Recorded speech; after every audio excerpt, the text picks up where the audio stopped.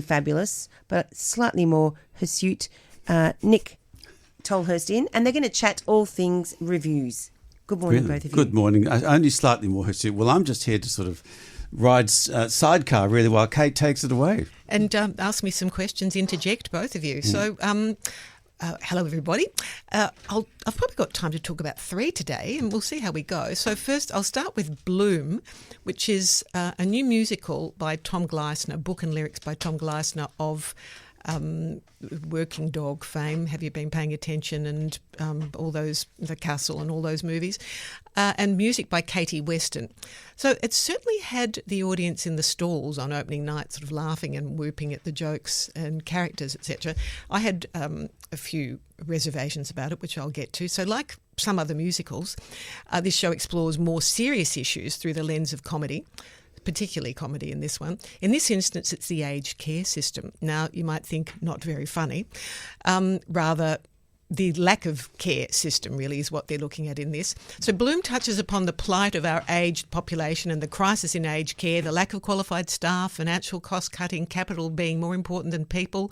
The communication gap between the young and the old is significant in this too. So a lot of really interesting and serious issues, and it could be an exploration or an interrogation of the issue as I saw it described the other day. It's directed by Dean Bryant from the MTC. It's set in an actual aged care home run by Mrs. McIntyre, who's a really belligerent, bossy, uncaring, budget-driven manager who employs a minimal staff. I mean, there appear to be only 2 in this instance. They're beleaguered female aged care workers. There's Gloria, who's been there 8 years, and Ruby, who's a younger, more recent arrival, and a young, totally unequipped male student who's arrived as a volunteer. He's called Finn, who essentially rocks up so he can swap bed and breakfast for just light duties, I suppose. That sounds very unreal to me. It does sound very unreal. Not a lifetime, but it felt like a lifetime working in that system.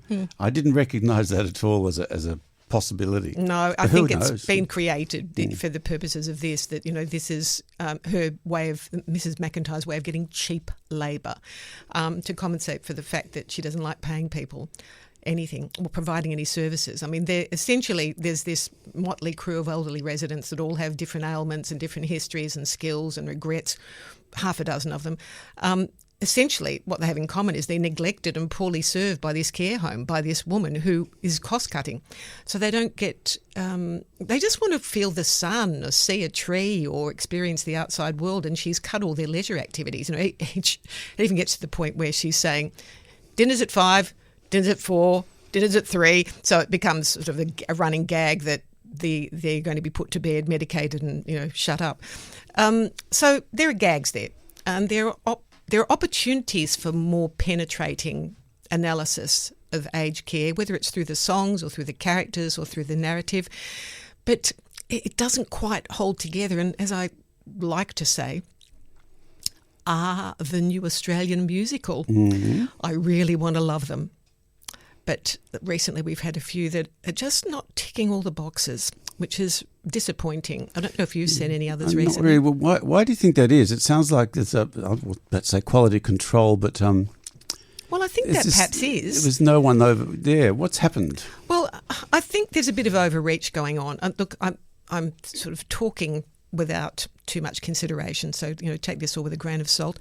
I think this was commissioned. The MTC commissions production, so I'm presuming this was commissioned, and I think it was set to go, I suspect, at a particular point in time, namely this year, and that it would actually get an audience because of Tom Gleisner and his background, that it's comic, that it's got Anne Edmonds playing Mrs. McIntyre, who's a stand-up comic, a number of older actors who a lot of the public wouldn't know, but some really interesting older actors who were very skillful, and a couple of the 2 women playing the aged care workers are very skillful musical theatre performers. That's Christina O'Neill playing Gloria and Vidya Macon playing Ruby, she was in 6 playing Catherine Parr, which was a great hit, fantastic musical. So we're always in a position to compare. I mean, from my position, I'm seeing major international productions or shows that have been brought here and then Australian productions are a stage that are always excellent. So you've got years and years of development of the book, of the lyrics, of the music. You've had tryouts, you've had developments, you've had out-of-town starts, you've had different countries, and we get it when it's the hit. We don't get we don't get the show that we don't, and we don't get the show that flopped overseas that comes here to be produced in Australia by Australians. We get the ones that are really successful. So what we're seeing here is a lot of new Australian work. We don't have a lot of money put into the development. We don't have big audiences to view them. We don't have those, Broadway angels that pour in lots of money. The big producers here need to put in a star to get the audiences in.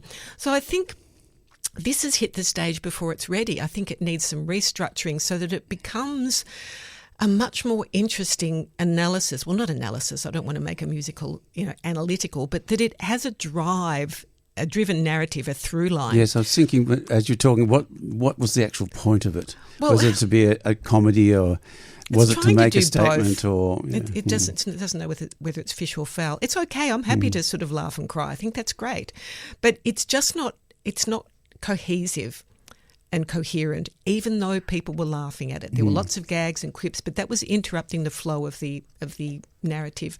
And the songs were, peppy and, interesting enough, but derivative, nothing original about them. So the season's also been extended. Yes, it has. So it was going till 19th of August, but yes, as Philippa said, it's been extended already.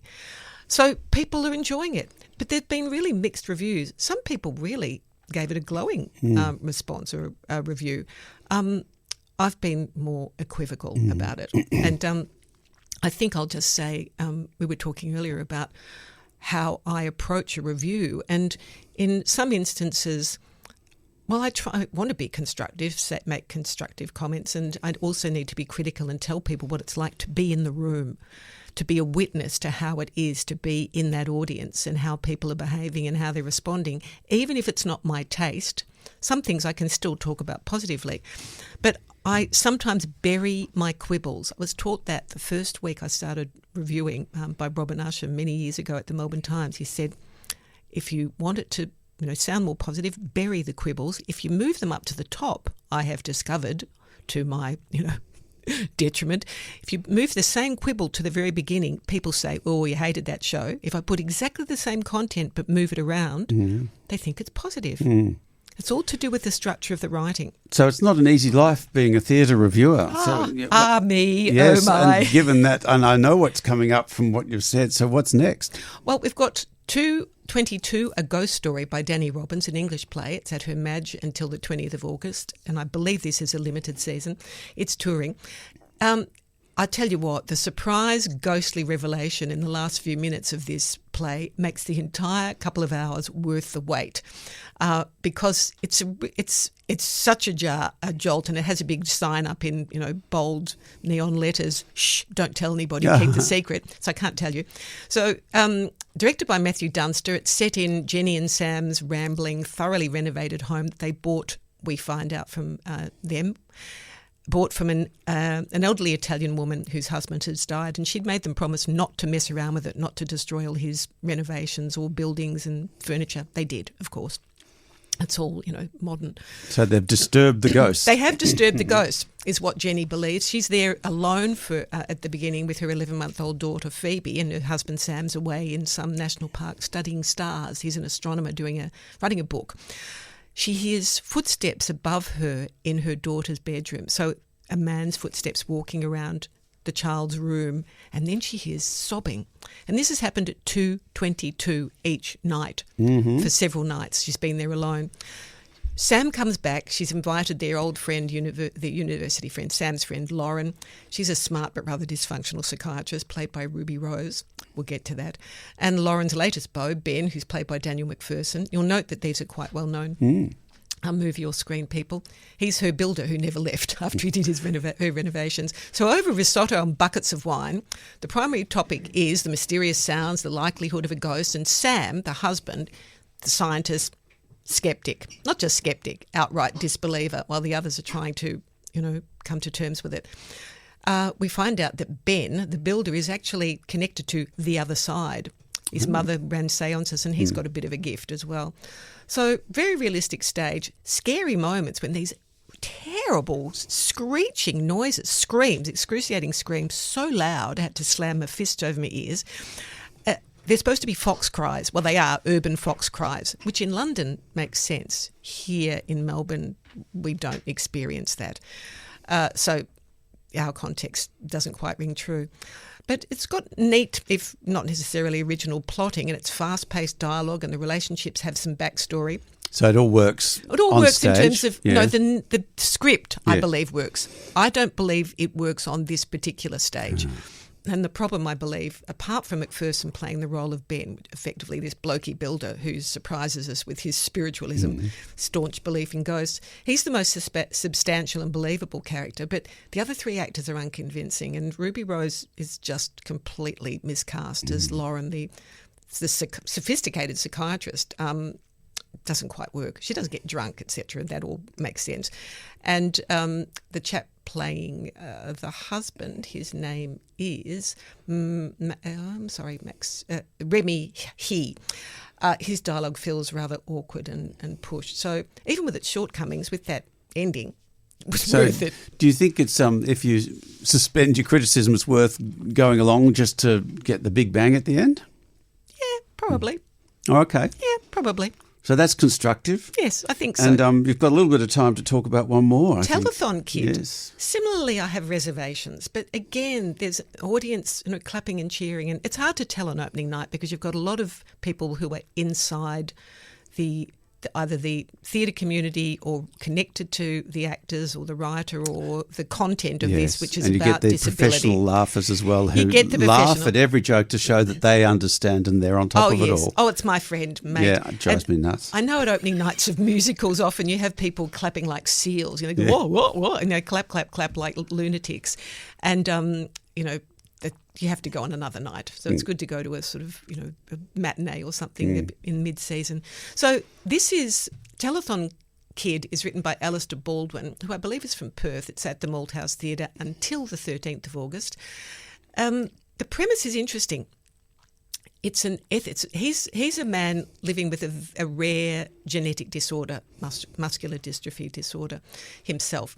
So the premise is it's an ethical breach. Is it an ethical breach for a doctor to have a sexual relationship with a disabled former child patient who is now an adult? So that's a big one because any former patient, for starters, any former child one, saying a former child with a disability, it's not you saying that, it's what the premise is I think that's awkward, but Alistair is, that's his own lived experience. The boy is called Sam, William Rees plays Sam. He also has a disability of a different kind. So this is about, he's been treated for a very rare disorder, which is known as an orphan disease, an orphan disorder. Just doesn't translate quite into a piece of theatre, doesn't hit all its marks. It's he's openly gay, he's a YouTube celebrity and a disability influencer, this chap called Sam. He engages in a sexual fling with his former medical specialist played by Max Brown, who's rather lovely, realistic performance. So the doctor's confronted with this problem. They both got drunk, they fell into the bed. They win this prize at a conference, that's where they are at a conference, for the $10 million to research this disease. So the doctor is relying on this money, and Sam is the poster boy, and he's singing, tomorrow, tomorrow. He's just flamboyant and crazy, very sort of charming and ebullient, this character. But it doesn't all quite work. I can't give you all the details, obviously, because we don't have the time, but there's a bit of imbalance with the style. It's a bit sort of broad and caricaturish, apart from Max Brown as the doctor. I just think if it concentrated on that ethical dilemma, the point of view of the doctor as the centre of the story, I think would work better. It's all done from the point of view of the young man. So this is, as you were saying at the beginning, is probably another example of something that could have done with a lot more workshopping and more out-of-town try-outing, but that's where we live. We're lucky actually to get these things and make our own decisions. Yeah, absolutely. Yeah. Thanks, Nick, and thanks, Kate. Stay tuned for Music in Melbourne with Jess Carrascaleo Heard. You have been listening to Arts Weekly on 3MBS.